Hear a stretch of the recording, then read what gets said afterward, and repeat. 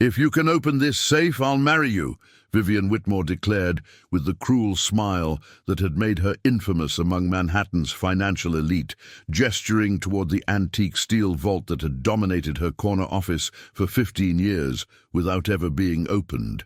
The executives gathered around Vivian's mahogany desk erupted in laughter that carried the edge of expensive whiskey and corporate arrogance. It was past midnight at Whitmore Financial's annual holiday party, and the city's most ruthless CEO was entertaining her inner circle with what she considered harmless sport, humiliating people who couldn't fight back. Tyrone Jackson paused in his methodical cleaning of the conference room adjacent to Vivian's office, his trained ear catching the conversation through the partially open door.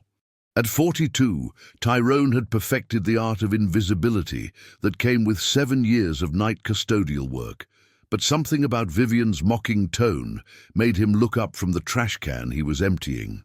"Come on, Vivian," laughed Bradley Morrison, the VP of investment banking, whose trust fund had bought him a Harvard MBA and a corner office he'd never earned through competence. "That thing hasn't been opened since your father died. Even professional locksmiths couldn't crack it." "Which is exactly why it's the perfect challenge," Vivian replied, her voice carrying the satisfied cruelty of someone who enjoyed watching others fail at impossible tasks. "Bring in some of the cleaning staff. Let them embarrass themselves trying to open a safe that's defeated actual experts." The suggestion was delivered as entertainment, a way to humiliate service workers for the amusement of executives who measured their worth by other people's failures. Several other VPs nodded with approval, already anticipating the spectacle of watching janitors struggle with a challenge designed to demonstrate their intellectual limitations. Tyrone felt his jaw tighten with familiar anger. He'd been listening to variations of this conversation for 7 years. Wealthy people treating working-class employees as objects for their entertainment, never imagining that competence might exist in unexpected places. "Ms. Rodriguez," Vivian called to the night cleaning supervisor, "bring me whoever's available from your crew. I want to make this interesting." Maria Rodriguez appeared in the doorway, her expression showing the careful neutrality she'd developed during 20 years of managing custodial staff for financial firms. "Ms. Whitmore, my people are here to clean offices, not provide entertainment." "Maria, darling," Vivian said with the condescending tone she used when addressing anyone she considered beneath her social status, "I'm offering your employees a chance to win something extraordinary. Surely one of them would be interested in trying to open a safe that stumped professional experts?" Tyrone set down his cleaning supplies and stepped into Vivian's office with the quiet confidence he'd learned during 8 years of military service in specialized security operations. The room fell silent as executives processed the unexpected appearance of a janitor who moved with authority rather than deference.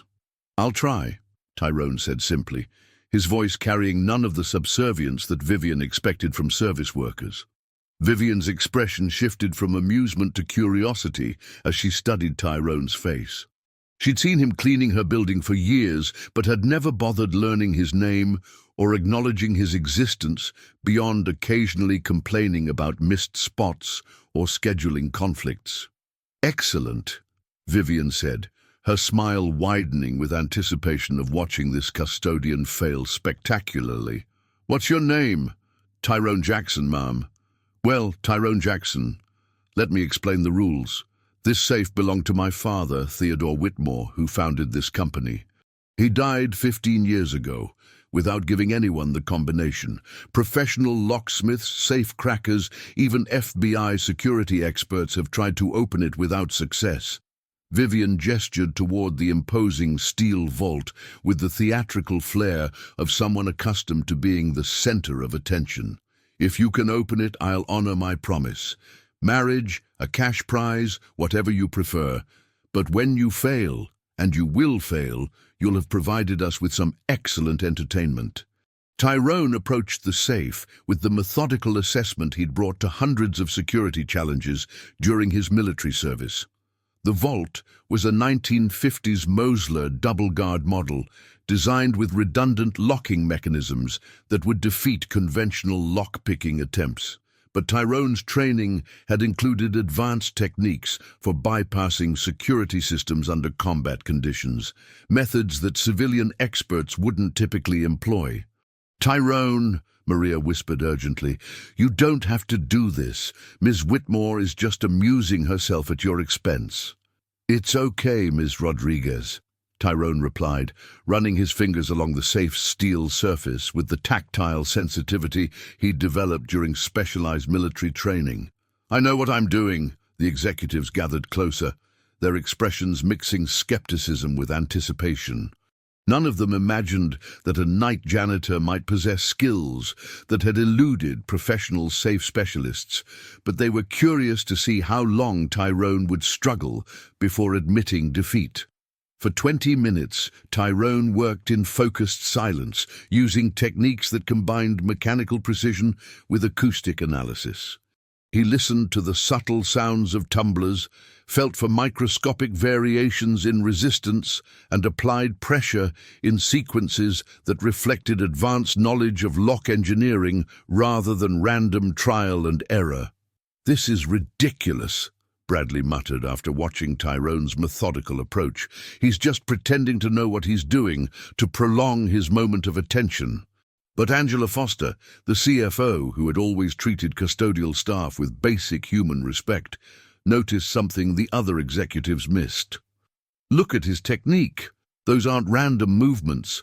He actually understands how the mechanism works." Tyrone had identified the safe's vulnerability, a manufacturing flaw common in 1950s Mosler models that could be exploited through precise manipulation of the dial sequence combined with strategic pressure on the handle. It was knowledge that came from military training most civilians never received, techniques developed for accessing secured facilities during combat operations. At 12:47 a.m., the safe's heavy door swung open with a metallic thud that silenced every conversation in the room. The executives stared in shock as Tyrone stepped back from the open vault, his expression calm despite having just accomplished what professional experts had declared impossible. Inside the safe, manila folders and document boxes waited in organized rows, preserved exactly as Theodore Whitmore had left them 15 years earlier. "Jesus Christ," whispered Bradley, his voice carrying disbelief rather than admiration. "He actually did it." Vivian stood frozen behind her desk, processing that her cruel entertainment had just backfired in spectacular fashion. The janitor she'd intended to humiliate had succeeded where trained professionals had failed, leaving her bound by a promise she'd never imagined needing to honor. "How?" Vivian asked, her voice barely above a whisper. "Military training," Tyrone replied simply, not elaborating on the specialized security operations that had taught him advanced lock manipulation techniques. "Ma'am, I should mention, I'm not interested in marriage or prizes. I was just demonstrating that your assumptions about people's capabilities might be incomplete." But as Tyrone began to close the safe door, something caught his attention. The top folder in the stack was labeled "Vivian, Personal and Confidential" in Theodore Whitmore's distinctive handwriting.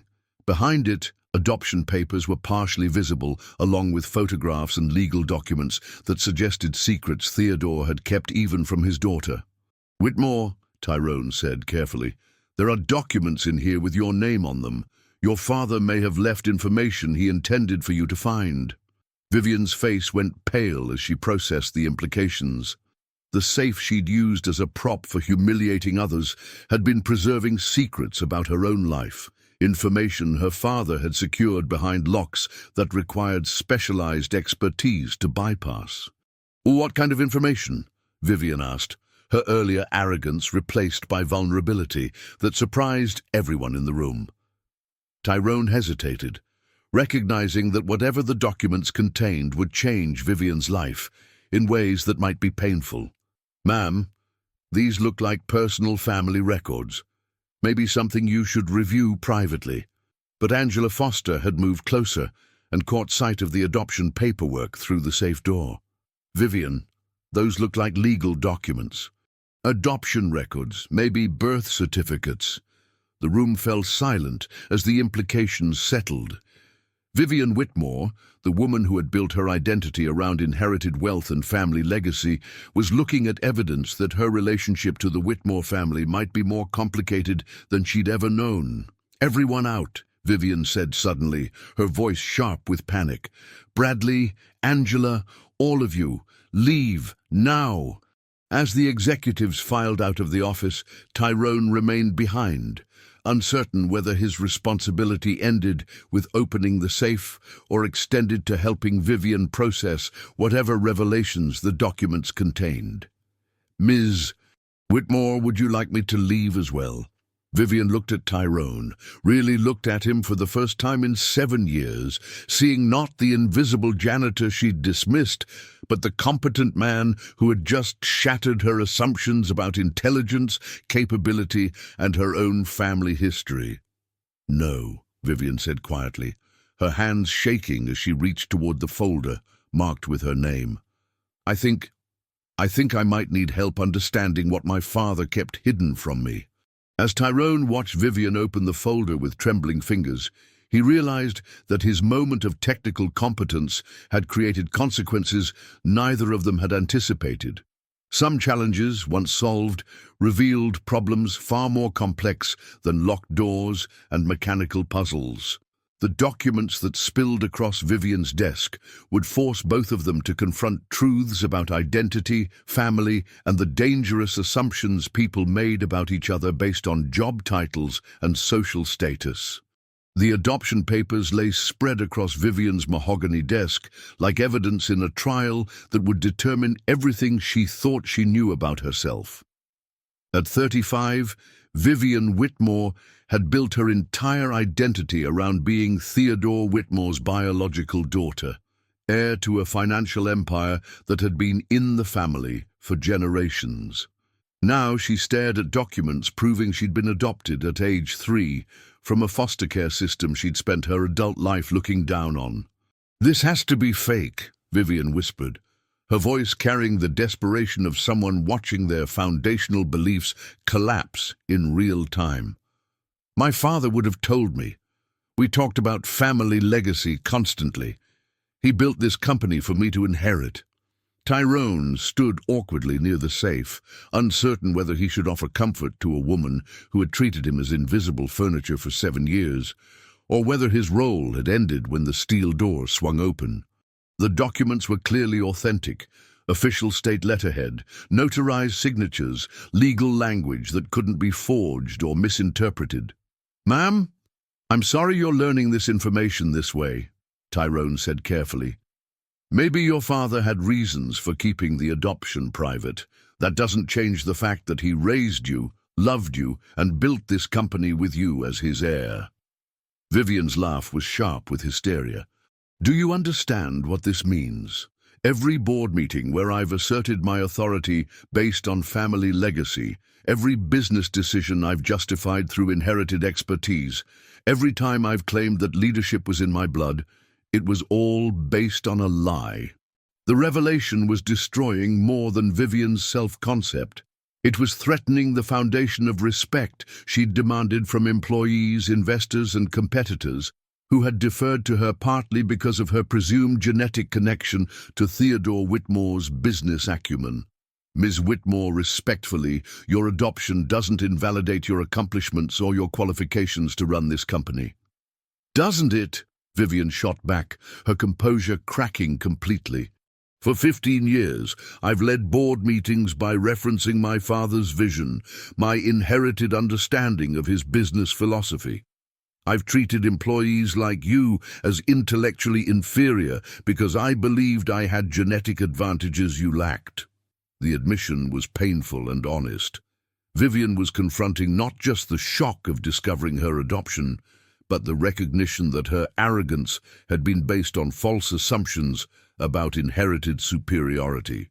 Tyrone thought about his 9-year-old son Jaden, asleep in their Queen's apartment, trusting that his father would come home from another night of cleaning offices and helping with homework. For 7 years, Tyrone had accepted Vivian's dismissive treatment because he needed steady employment that accommodated his limitations. The limitations came from his military service in Afghanistan, where an IED explosion had damaged his left leg and ended his career as a security specialist. The army had medically discharged him with full benefits, but no civilian job prospects that matched his specialized training. Custodial work provided steady income and health insurance that covered Jaden's needs, but it also meant accepting invisibility from people like Vivian, who measured human worth through professional achievement. "Ma'am, can I ask you something directly?" Vivian looked up from the adoption papers, her eyes red with unshed tears. "What? Why did you make that bet tonight about marrying whoever could open the safe?" The question forced Vivian to examine the cruelty that had characterized her interaction with employees for years. "I don't know. Entertainment, I suppose. The executives expect me to be commanding, entertaining, someone who demonstrates power through making others feel small. And how does that feel now?" Vivian was quiet for a long moment, processing the implications of Tyrone's question. "Horrible. Like I've been performing a version of myself that was based on lies I didn't even know I was telling." The conversation was interrupted by Tyrone's phone, buzzing with a text from Jaden. "Dad, I can't sleep. Will you help me with my math homework when you get home? I'm working ahead on fractions." The message reminded Tyrone of what mattered most: his son's education, their stable home life, and the careful routine that had allowed them both to thrive despite the limitations imposed by his military injuries and employment circumstances. "Ms. Whitmore, I need to finish my cleaning rounds and get home to my son. But if you need someone to talk through what you've discovered, I'm willing to listen. Sometimes it helps to process difficult information with someone who doesn't have expectations about how you should react." Vivian studied Tyrone's face, recognizing something she'd never bothered to notice during 7 years of treating him as invisible. Genuine compassion offered without expecting anything in return. "Tyrone, can I ask you something? How do you do it?" "Do what?" "Maintain dignity while people like me treat you as less intelligent, less valuable, less worthy of basic respect?" The question was more honest than anything Vivian had ever asked him, and it deserved an equally honest answer. "Ms. Whitmore, for 8 years, I served in Army security operations that required skills most people don't possess. I lost that career due to combat injuries that had nothing to do with my competence or intelligence. For the past 7 years, I've worked custodial jobs, not because I lack abilities, but because I have a son who needs stability more than I need professional recognition." Tyrone paused, considering how much personal information he was comfortable sharing with someone who had just discovered that her entire identity was built on false assumptions. "Every night when I come home, Jaden asks me about my work, about the people I meet, about whether I'm proud of what I do. I tell him that work is valuable when it serves your family and your community, regardless of whether other people understand its importance. But doesn't it bother you when people assume you're less capable because of your job title? It bothers me when those assumptions prevent me from helping people or contributing solutions to problems I could solve. Tonight, for example, I've spent 7 years watching you struggle with leadership challenges that my military training could have helped address, but you never asked for my input because you assumed custodial workers couldn't contribute valuable insights." The observation stung because it was accurate. Vivian had indeed struggled with security protocols, employee loyalty, and organizational efficiency, problems that someone with Tyrone's background might have helped solve if she'd been willing to recognize his expertise. "What kind of leadership challenges?" Tyrone hesitated, unsure whether offering business advice to his boss's boss was appropriate or wise. But Vivian's question seemed genuine rather than rhetorical. Security vulnerabilities mostly. Employee retention problems that stem from people feeling undervalued. Communication breakdowns between different levels of staff that create inefficiencies and resentment. You've noticed all that from cleaning offices at night. I've noticed it because people talk freely around custodial staff. They assume we're not listening or don't understand business operations. But I hear conversations about budget concerns, staffing problems, client relationships, and strategic challenges. I just never had a reason to share those observations.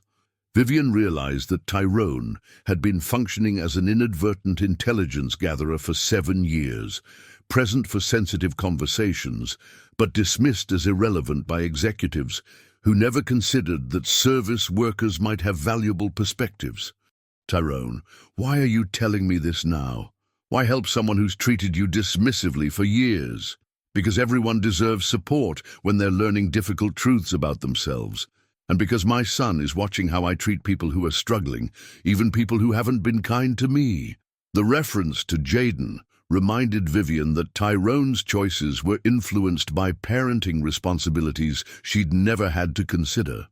Her leadership style had been shaped by corporate expectations rather than family obligations, competitive achievement rather than moral instruction for the next generation. Tell me about your son. For the next hour, Tyrone shared stories about Jaden's academic achievements, his curiosity about his father's military service, and his questions about why smart, capable adults sometimes worked jobs that didn't match their education or abilities.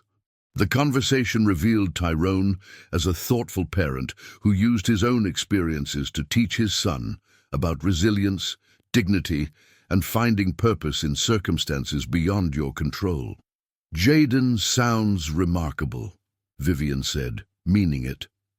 He is. He's also the reason I need to be careful about taking risks that might jeopardize our stability, which is why I need to ask you something directly. What? What happens tomorrow morning when you've had time to process tonight's revelations? Do I still have a job here, or does learning about my background change how you view my employment? The question forced Vivian to confront practical implications of their conversation. Tyrone had demonstrated capabilities that exceeded his current position, but utilizing those capabilities would require acknowledging that she'd misjudged his potential for years.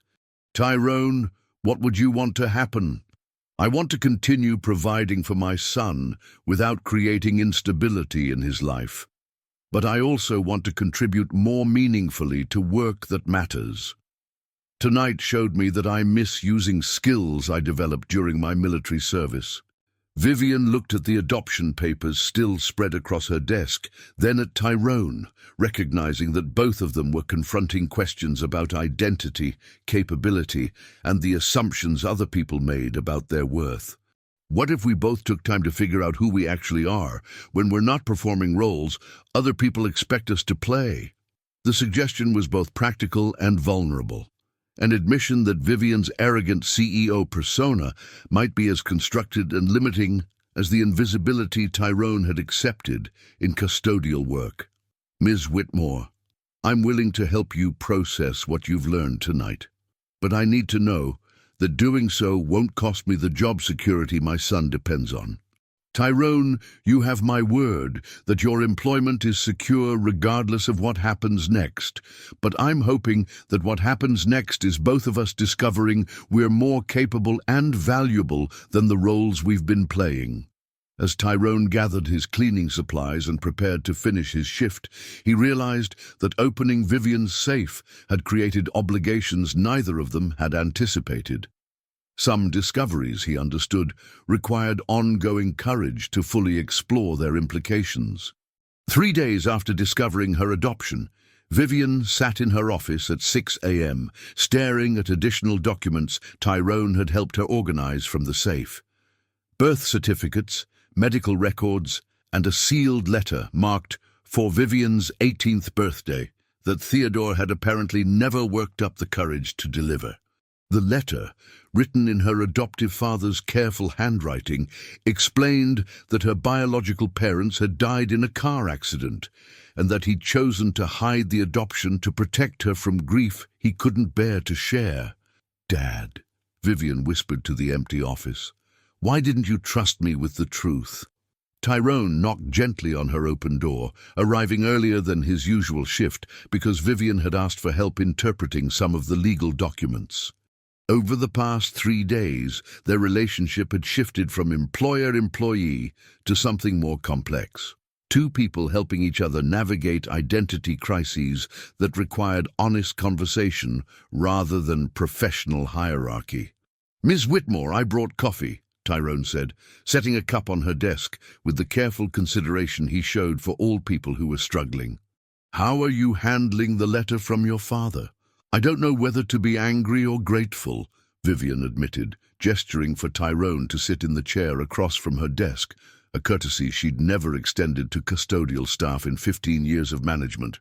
"He protected me from painful information, but he also built my entire identity around false assumptions about inherited capability." Tyrone settled into the chair, conscious that their evolving relationship was creating complications for both of them.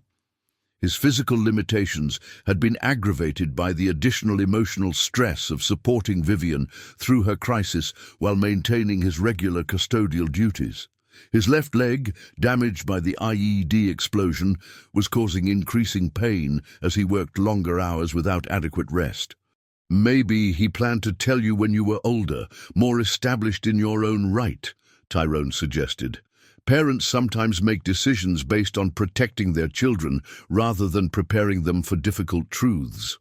The observation came from Tyrone's own experience raising Jaden as a single father, constantly weighing how much information to share about his military service, his injuries, and the career limitations that had led to their current circumstances. "Tyrone, can I ask about your son's mother? You've never mentioned her." The question touched territory Tyrone rarely discussed, but Vivian's honesty about her own family complications made him willing to reciprocate. "Sarah died in a car accident when Jaden was 2. She was a nurse, working double shifts to support us while I was transitioning out of military service. I was dealing with PTSD and physical therapy, not contributing much to our household or our relationship." Tyrone's voice carried the weight of guilt he'd never fully resolved. "The night she died, she was driving home from a 16-hour shift at the hospital because I wasn't able to work consistently enough to cover our expenses. I've always wondered whether my limitations contributed to the stress that put her on the road that night." Vivian felt tears she didn't expect, recognizing that Tyrone carried responsibility for his family's well-being in ways she'd never had to consider. Her wealth and position had insulated her from the kind of practical decisions that shaped other people's daily lives. "Tyrone, that wasn't your fault. Maybe not directly, but it taught me that my choices affect people who depend on me, and that I need to be very careful about taking risks that could jeopardize Jaden's stability." The conversation was interrupted by Jaden himself, who appeared in Vivian's office doorway with his school backpack and an expression of curious concern. "Dad, you forgot your lunch, and you didn't answer my text about math homework," Jaden said, studying the woman behind the large desk with the analytical attention he'd inherited from his father. Vivian looked at Tyrone's son, this polite, observant 9-year-old who moved with quiet confidence despite circumstances that might have made other children insecure. Jaden was smaller than average for his age, but carried himself with dignity that reminded Vivian of his father's bearing. "Jaden, this is Ms. Whitmore," Tyrone said, standing to accept the lunch his son had brought. "She's been helping me with a special project." "Nice to meet you, Ms. Whitmore," Jaden said with the formal politeness Tyrone had taught him for interacting with adults. "Dad, are you okay? You've been working extra hours this week, and your leg was hurting when you got home yesterday." The observation revealed how closely Jaden monitored his father's well-being, a responsibility no 9-year-old should carry, but that single-parent households often required from children who understood their family's vulnerabilities. "I'm fine, buddy. Just helping Ms. Whitmore with some research that requires extra time." Jaden's expression suggested he wasn't entirely convinced, but he'd learned not to push his father about work-related stress that might be beyond their control. "Ms. Whitmore, are you the boss of this building?" Jaden asked with 9-year-old directness. "Yes, I am. Then could you maybe give my dad some projects that don't make his leg hurt worse? He's really smart about security and organization, but carrying heavy cleaning equipment is hard for him sometimes." The request was delivered without self-consciousness, a child advocating for his father's well-being, with the assumption that reasonable adults would accommodate physical limitations if they understood the situation. Vivian felt something crack in her chest, not grief this time, but recognition of how thoroughly she'd failed to see the people whose work made her comfort possible. Jaden's matter-of-fact concern for his father revealed layers of Tyrone's situation she'd never bothered to consider. "Jaden, that's a very reasonable request. I think your father has skills that would be better utilized in different kinds of work." After Jaden left for school, Vivian and Tyrone sat in contemplative silence, both processing how the child's presence had highlighted the personal costs of their evolving relationship. "He's remarkable," Vivian said finally. "He's had to grow up faster than I wanted," Tyrone replied. "Single-parent households require children to be more aware of adult concerns than is probably healthy for them." "What kind of work would you want to do if physical limitations weren't a factor?" The question forced Tyrone to articulate dreams he'd suppressed for 7 years. Security consulting, maybe organizational efficiency analysis.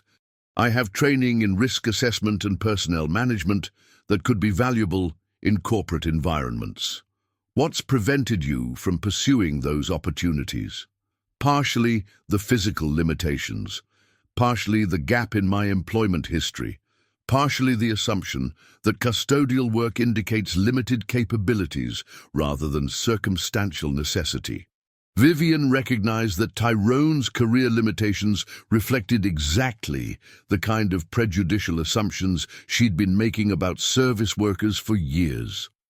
"Tyrone, what if I offered you a position that utilized your security expertise without requiring physical demands that aggravate your injuries?" "What kind of position?" "Security assessment and employee relations consulting. We've had ongoing problems with workplace efficiency, staff retention, and communication between management and support personnel. Your observations about organizational dynamics could be valuable." The offer was generous and professionally appropriate, but Tyrone felt anxiety about accepting opportunities that might prove too challenging or unstable for someone with his medical limitations. "Ms. Whitmore, I appreciate the consideration, but I need to be careful about taking on responsibilities I might not be able to handle consistently.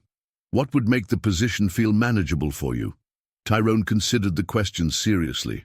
"Flexible scheduling that accommodates medical appointments and pain management, the ability to work from home when physical symptoms are problematic, and assurance that struggling with health issues wouldn't jeopardize my employment."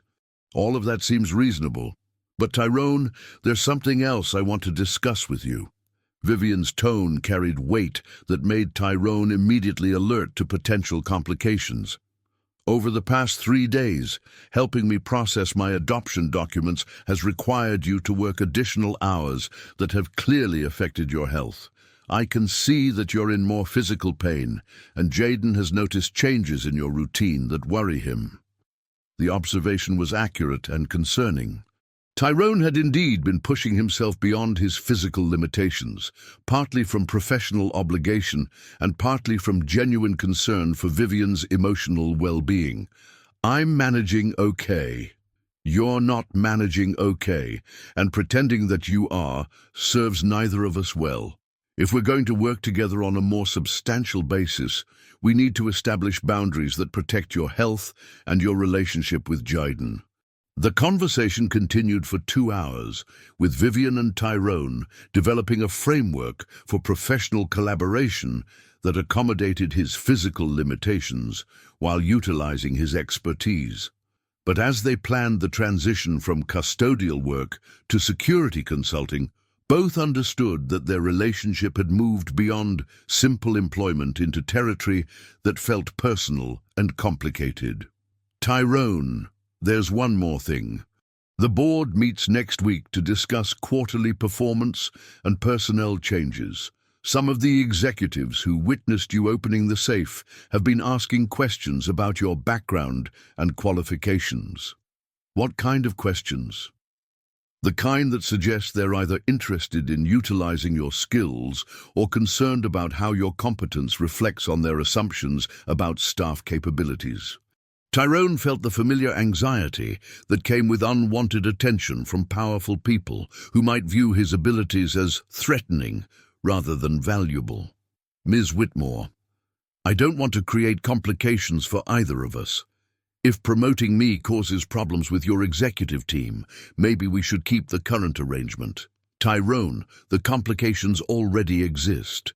We can either address them directly by demonstrating that recognizing talent serves the company's interests, or we can continue pretending that valuable skills don't exist when they don't match conventional expectations. As Tyrone prepared to begin his regular custodial duties, both he and Vivian understood that their personal transformations were creating professional obligations that would test whether their individual growth could survive institutional resistance to change. Some discoveries they were learning required not just personal courage, but the willingness to challenge systems that benefited from keeping valuable people invisible. 2 weeks after Tyrone's promotion to security and personnel consultant, Vivian stood before Whitmore Financial's board of directors, facing the most hostile audience of her 15-year tenure as CEO. The mahogany conference table was surrounded by men and women who had built their wealth through traditional hierarchies and were deeply suspicious of any changes that challenged established power structures. Vivian, began Richard Pemberton, the board chairman whose family had invested in Whitmore Financial since its founding, we need to discuss your recent personnel decisions, specifically your choice to promote a custodial worker to a senior consulting position without board approval. The criticism was delivered with the polite viciousness that characterized boardroom politics, designed to challenge Vivian's leadership while maintaining plausible deniability about personal attacks. Richard, Tyrone Jackson's promotion was based on demonstrated expertise and organizational need, Vivian replied, her voice carrying new confidence that came from understanding her own capabilities rather than defending inherited authority. His background in military security operations directly addresses several operational challenges we've been struggling to resolve.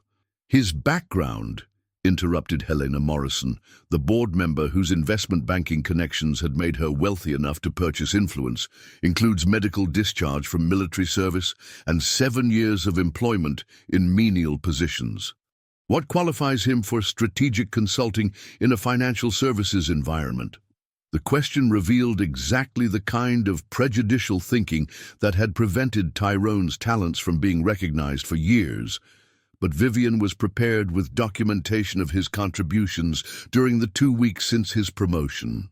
Helena, in 14 days, Tyrone has identified security vulnerabilities that external consultants missed, developed protocols for improving employee retention that have already reduced turnover in support departments, and created communication systems that have increased operational efficiency by 12%.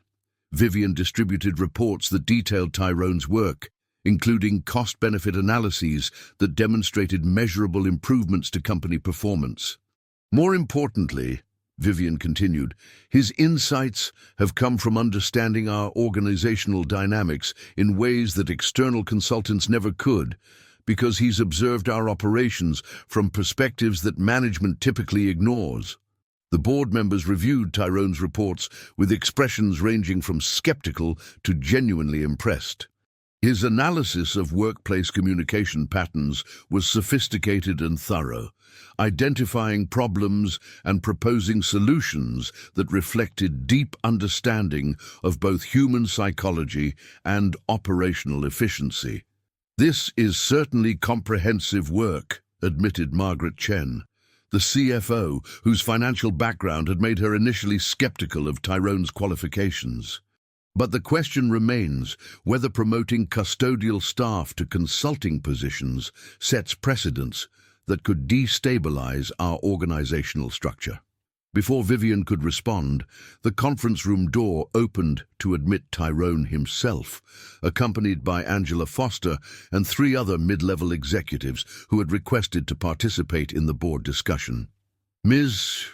Whitmore," Tyrone said, his voice carrying the respectful authority he'd learned in military briefings, "you asked me to present the security assessment findings directly to the board.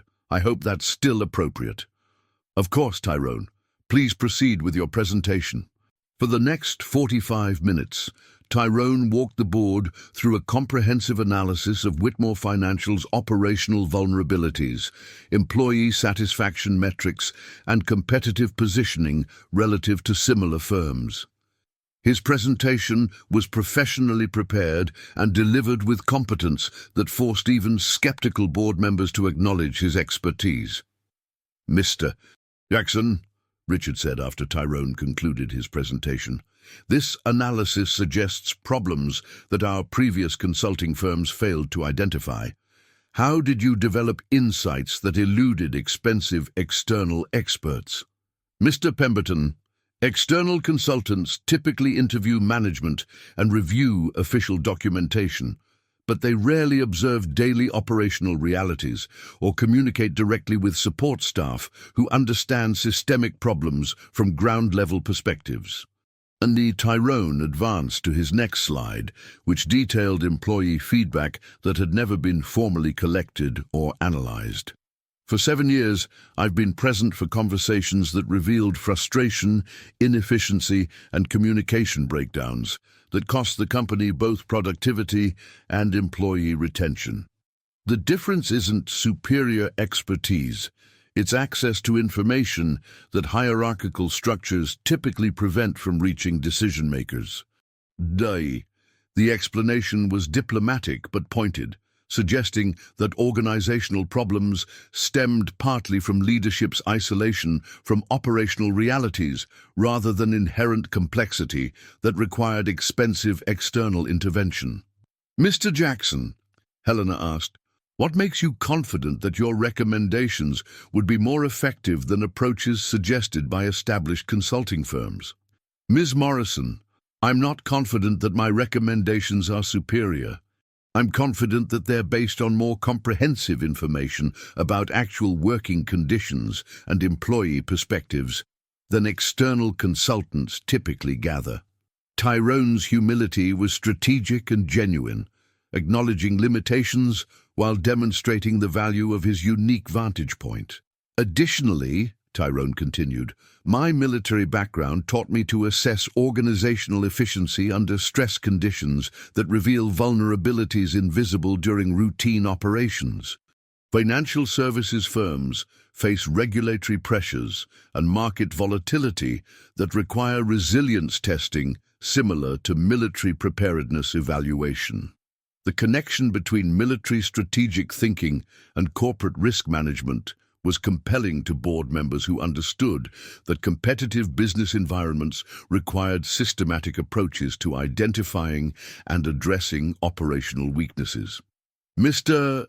Jackson," Margaret said, "assuming your recommendations prove effective, what additional resources would you need to implement suggested improvements?" "Ms. Chen, Most of the improvements require organizational changes rather than additional expenditures, better communication protocols, modified training procedures, and recognition systems that utilize existing personnel more effectively. After Tyrone left to allow the board private discussion, Vivian faced questions that revealed how thoroughly her leadership style had been transformed by her personal revelations and her working relationship with Tyrone. "Vivian," Richard said, "your approach to personnel management has changed significantly since your father's death. This promotion of custodial staff to consulting positions represents a departure from traditional practices that concerns some board members." "Richard, my approach has changed because I've learned that traditional practices often waste valuable human resources by making assumptions about capability based on current employment rather than actual competence." Vivian's response was confident but not defensive, reflecting growth that came from confronting her own prejudicial assumptions rather than simply reacting to external criticism. "More fundamentally," Vivian continued, "I've learned that effective leadership requires recognizing talent wherever it exists, not just where we expect to find it. Tyrone's contributions over the past 2 weeks have already improved our operational efficiency in measurable ways." The board discussion continued for another hour, with members debating whether Vivian's personnel decisions represented innovative leadership or dangerous departure from proven business practices. But the financial data was compelling. Employee satisfaction had improved, operational costs had decreased, and client satisfaction metrics had increased since Tyrone's promotion. "Vivian," Margaret said finally, "the board is willing to support your personnel decisions on a trial basis, with quarterly performance reviews to ensure that unconventional approaches actually produce sustainable improvements." The vote was closer than Vivian would have preferred, but it represented validation that competence could be recognized and rewarded regardless of its source. That evening, Vivian met Tyrone and Jaden at a restaurant in Queens. The first time she'd traveled to their neighborhood, the first time she'd shared a meal with people whose lives had been shaped by economic limitations she'd never experienced. "Ms. Whitmore," Jaden said as they waited for their food, "Dad says you've been helping him use his smart person skills at work instead of just cleaning things." The 9-year-old's summary was accurate and touching, reflecting his understanding that his father possessed capabilities that hadn't been previously recognized or utilized. "Your father has been helping me understand things about leadership and business that I never learned in school or from other executives," Vivian replied. "Sometimes the most important teachers are people whose experiences are different from your own." As they shared dinner and conversation that ranged from Jaden's school projects to Tyrone's military service to Vivian's ongoing processing of her adoption, all three understood that their relationship had evolved beyond professional collaboration into something that resembled family.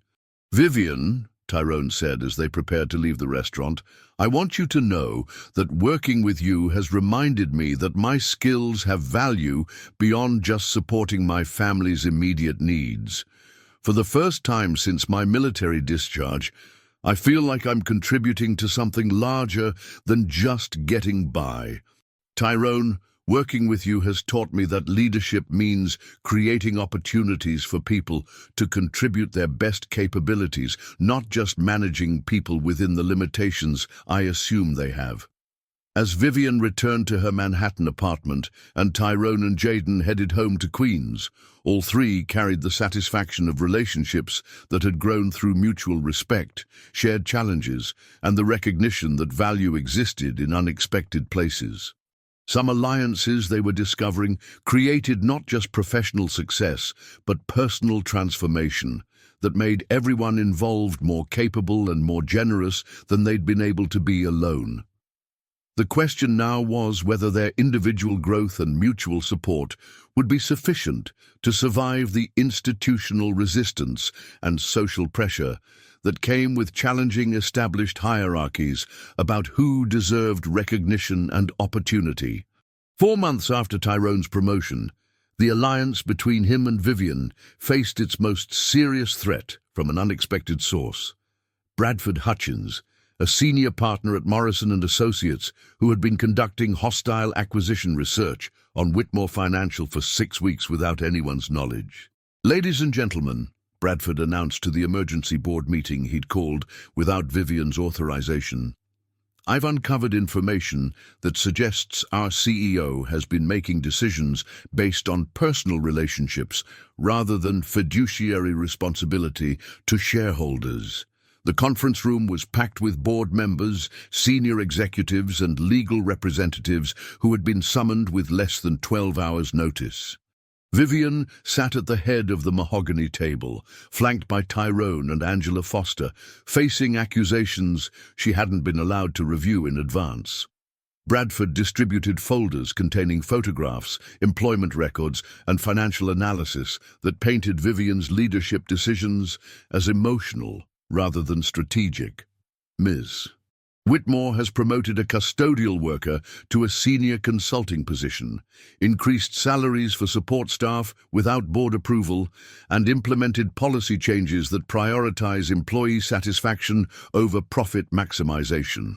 The attack was comprehensive and well-researched, designed to portray Vivian as an unstable leader whose judgment had been compromised by personal circumstances rather than improved by broader perspective. "Furthermore," Bradford continued, "my investigation has revealed that Mr. Jackson's military discharge was related to psychological instability and that Ms. Whitmore's recent personnel decisions coincided with her discovery of personal family information that may have affected her emotional stability.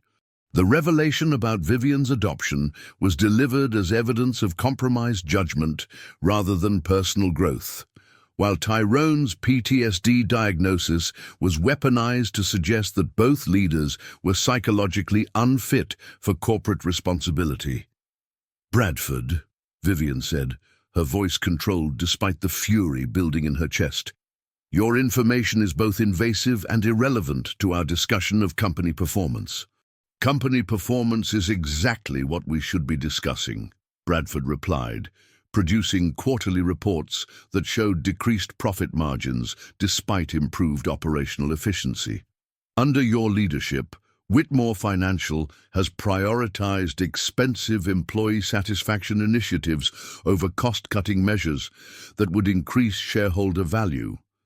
The criticism was technically accurate but strategically misleading. Profit margins had decreased partly because Vivian had chosen to invest in employee retention and training rather than maximizing short-term financial returns through workforce reduction. "Richard," Bradford addressed the board chairman directly, "the shareholders who appointed you expect leadership that prioritizes fiduciary responsibility over social experimentation. Ms. Whitmore's recent decisions suggest that her judgment has been compromised by personal relationships and emotional instability." Before Vivian could respond, Tyrone stood with the controlled authority he'd learned during military briefings under hostile conditions. "Mr. Hutchins, with respect, your analysis omits several relevant factors that affect both company performance and leadership evaluation. Mr. Jackson, you're not authorized to address this board meeting." "Actually, he is," Angela Foster interjected, consulting corporate bylaws she'd researched after learning about Bradford's surprise meeting. "Senior consultants have speaking rights during board discussions that affect their departmental responsibilities." Tyrone approached the presentation screen with documents he'd prepared for exactly this kind of attack. For the next 20 minutes, he systematically demolished Bradford's arguments by presenting comprehensive data about employee productivity, client satisfaction, and long-term financial projections that showed sustainable growth rather than short-term profit maximization. "Mr. Hutchins, Your analysis focuses on quarterly profit margins while ignoring factors that determine long-term competitive advantage, Tyrone explained, displaying charts that compared Whitmore Financial's performance to industry averages across multiple metrics. Employee retention has increased by 40%, reducing recruitment and training costs that typically consume 8 to 12% of operational budgets. Client satisfaction has improved by 35%, resulting in contract renewals and referrals that will generate revenue for years rather than quarters. The presentation was professional and compelling, but Bradford had prepared for technical challenges to his position. Mr. Jackson, regardless of short-term improvements, your employment history raises questions about reliability and judgment that shareholders deserve to consider when evaluating leadership decisions. The attack on Tyrone's military service and medical discharge was designed to trigger exactly the kind of psychological response that would validate Bradford's arguments about emotional instability affecting business judgment. But instead of defensive anger, Tyrone responded with calm professionalism that demonstrated exactly the kind of leadership capability Bradford was trying to discredit. Mr. Hutchins, my military service included security operations that required decision-making under extreme stress, risk assessment in volatile environments, and personnel management during crisis conditions.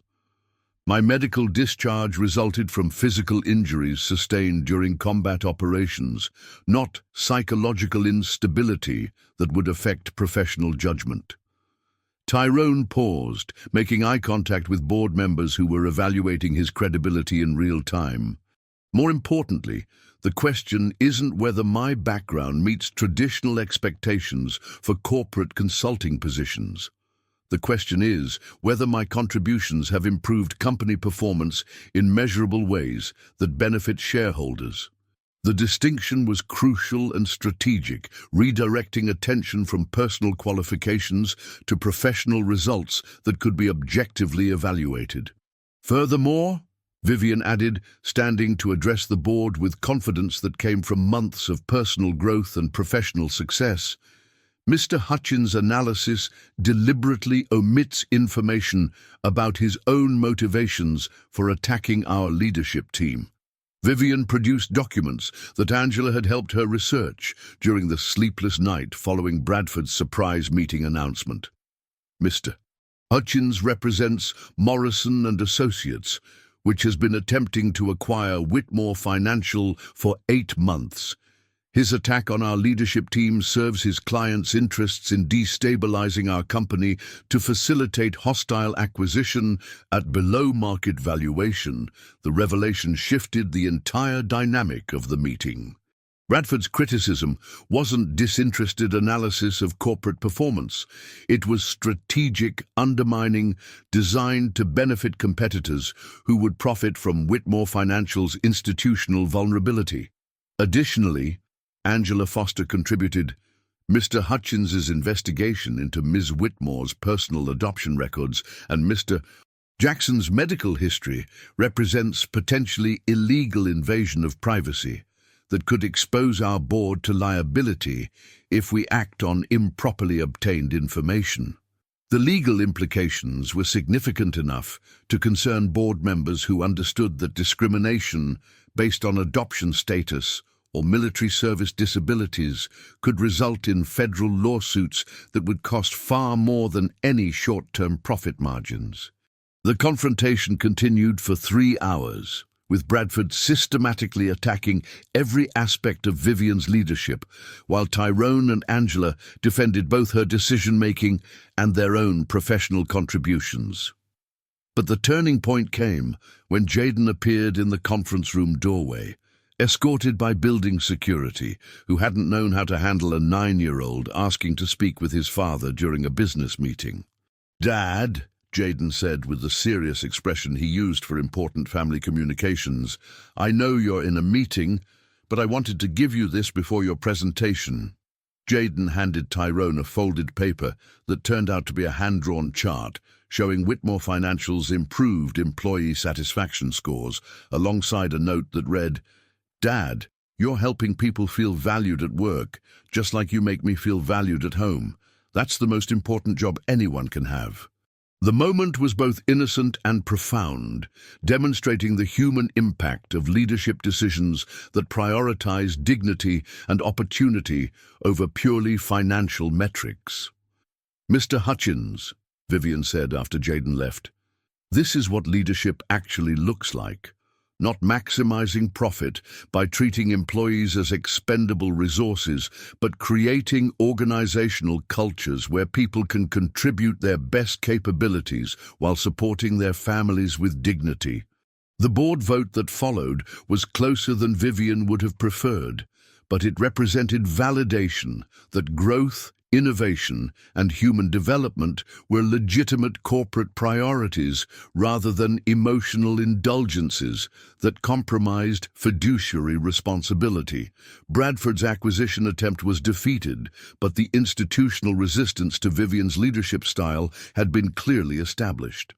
Some board members would continue questioning decisions that prioritized long-term sustainability over short-term profit maximization. As the meeting concluded and executives filed out, Tyrone remained behind with Vivian to process the emotional and professional implications of surviving their most serious institutional challenge. "Vivian, I'm sorry that my employment created vulnerabilities that people could use to attack your leadership. Tyrone, your employment created opportunities for both of us to become better leaders and better people. The attacks we face today came from people who profit from systems that waste human potential." As they prepared to leave the office and return to their respective homes, Vivian to her Manhattan apartment, Tyrone to his Queens neighborhood where Jaden was waiting with homework and questions about the meeting, both understood that their alliance had survived its most serious test.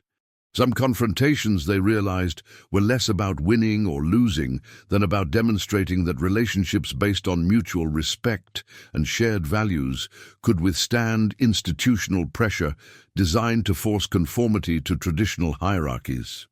22 months after Tyrone had opened the safe that changed both their lives, Vivian stood in the playground of Jaden's elementary school in Queens, watching her 11-year-old unofficial stepson demonstrate the rocket he'd built for the science fair. The suburban setting was dramatically different from the Manhattan boardrooms where she'd spent most of her adult life, but it felt more like home than any environment she'd previously known. "Ms.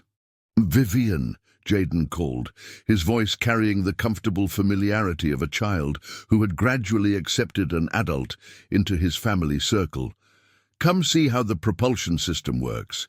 Dad helped me calculate the fuel ratios, but I designed the stabilization fins myself." Vivian approached the display table with genuine interest, recognizing how much Jaden had grown since that first meeting in her office. At 11, he moved with quiet confidence and spoke about complex subjects with the analytical precision he'd inherited from Tyrone, but without the cautious defensiveness that had characterized his father's interactions with authority figures. "This is remarkable engineering, Jaden. Have you considered aerospace as a career path?" "Maybe. But I also want to understand business and leadership like you and Dad do. I think solving problems requires both technical skills and people skills." The observation reflected wisdom beyond his years, shaped by watching his father and Vivian navigate professional challenges that required both analytical competence and emotional intelligence.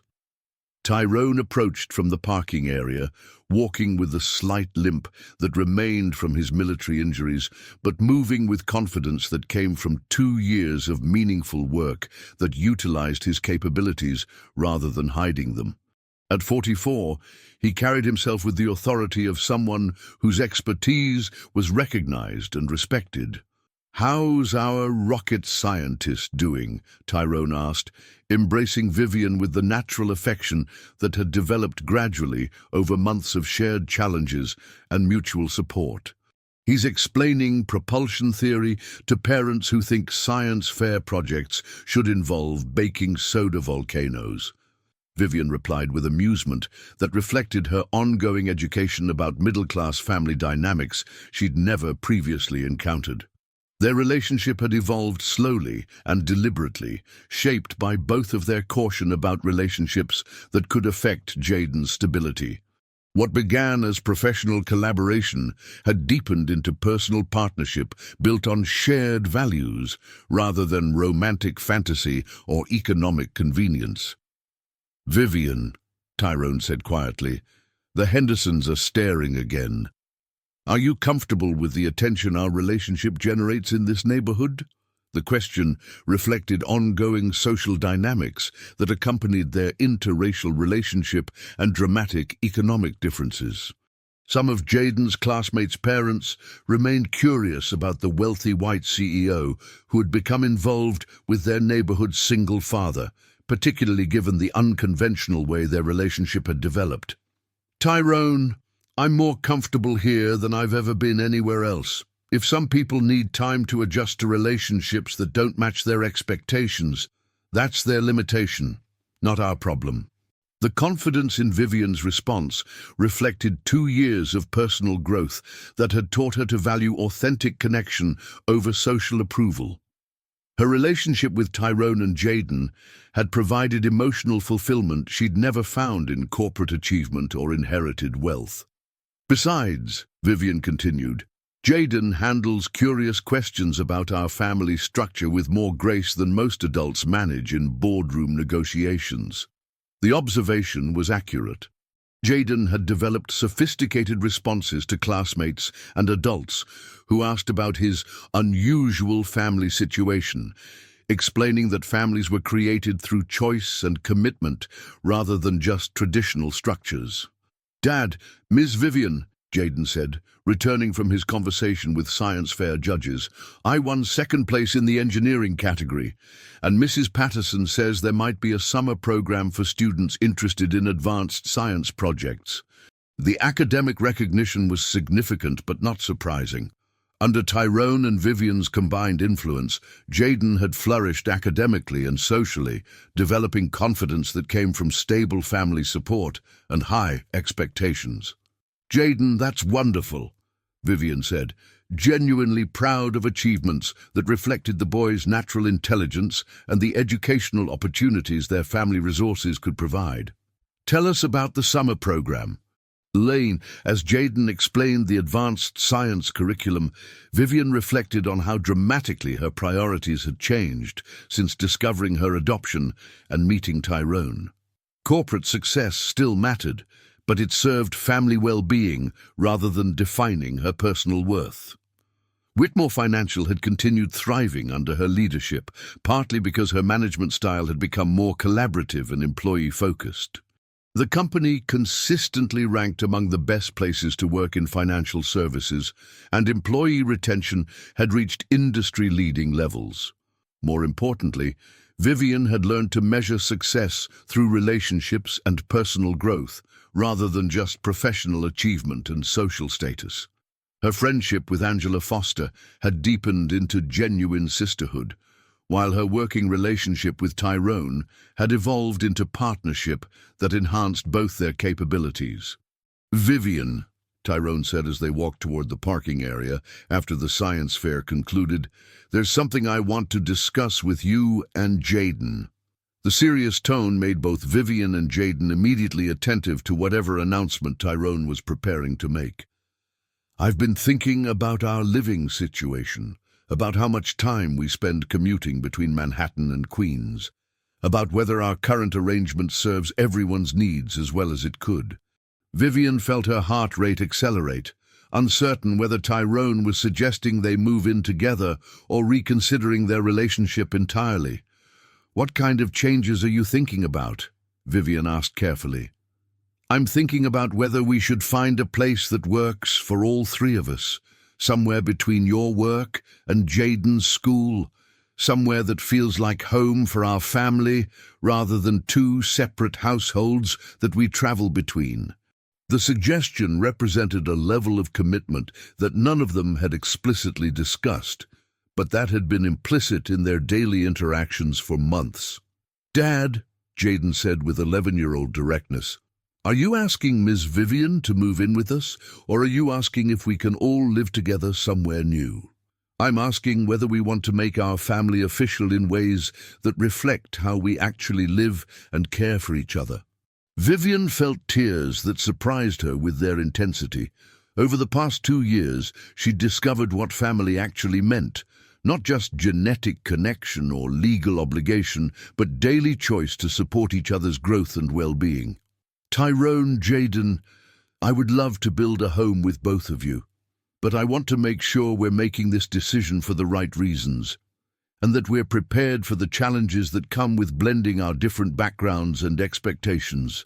The conversation continued during dinner at their favorite Queen's restaurant, with all three of them discussing practical considerations about housing, schools, work commutes, and the social dynamics of their unconventional family structure.